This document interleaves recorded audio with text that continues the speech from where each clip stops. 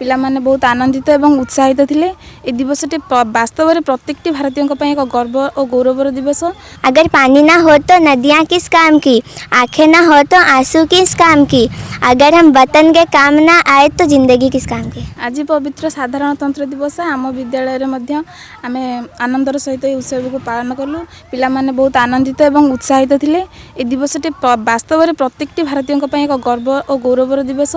भारतीय मानक श्रृंखलित भाव ऐक्यतार सह जीवन गढ़ी तोलिबारे ए दिवसटी शिक्षा दिए। तेणु आम प्रतिवर्ष ए दिवस को पालन करूँ एवं आमर भारतर ऐतिह्य को बढ़ाइबा यह समृद्ध करने चेष्टा करूँ एवं जातीय पताका तले आम प्रतिवर्ष ए शपथ नौ कि आम देश को एक विकसित राष्ट्र में परिणत करने आम सब चेष्टित रहबू।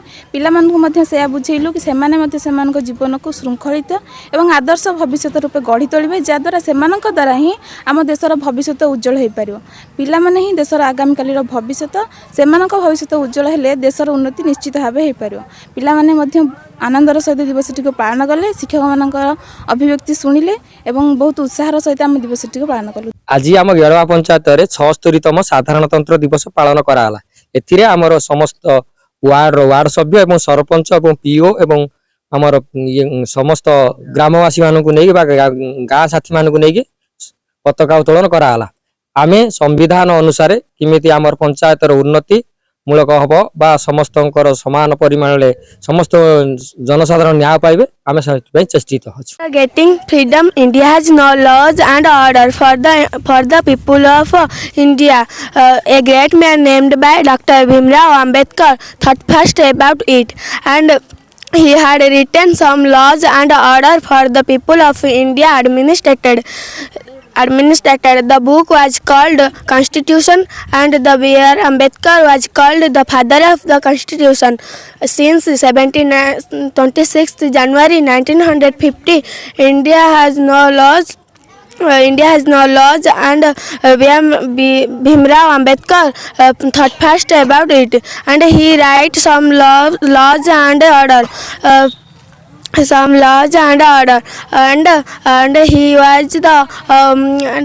was called the father of Constitution. मेरा सादर नमस्कार। मेरा नाम आराध्या है।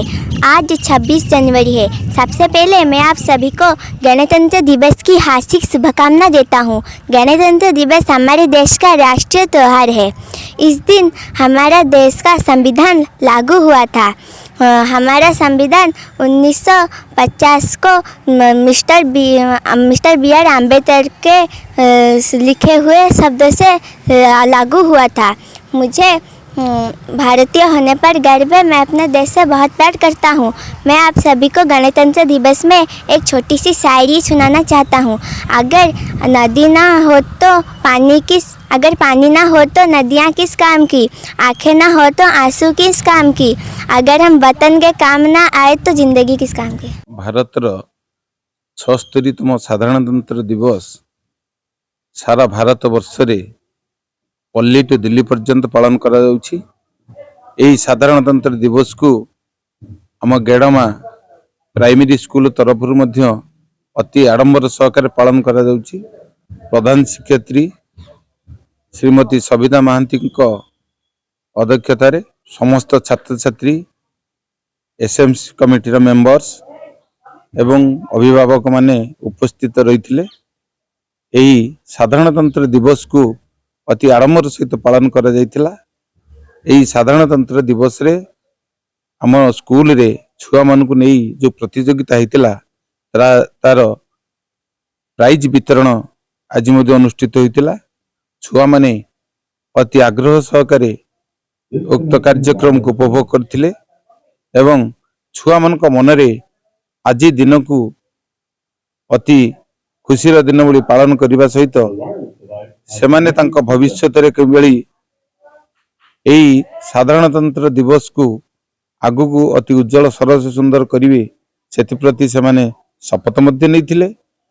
बड़ खुशीर कथा आम गण रे गेड़मा सर्कल सीआरसीएस थिले।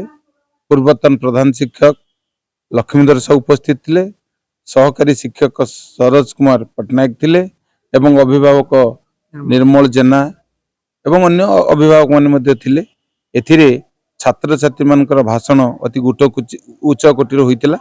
तेणु सर्वशेष आमे समस्त छुआ को धन्यवाद देइथिलु एवं प्राइज वितरण अति श्रृंखला करी उक्त सभा को सांग करथिलु। ओडिशार स्वाद प्रतिटी ओडियन को पसंद मातृशक्ति मिक्स छतुआ सकाळु समय कम हेले खाइबाकू तो करि परिबेनी अणदेखा सेथिपाई आपणक साथिरे अछि गहम मक्का काजू बादाम भली पुष्टिकर शस्य रे प्रस्तुत सुस्वादु मातृशक्ति मिक्स छतुआ डिस्ट्रीब्यूटरशिप पई जोगाजोग करंतु। हमर नंबर हेउछि 9853033447।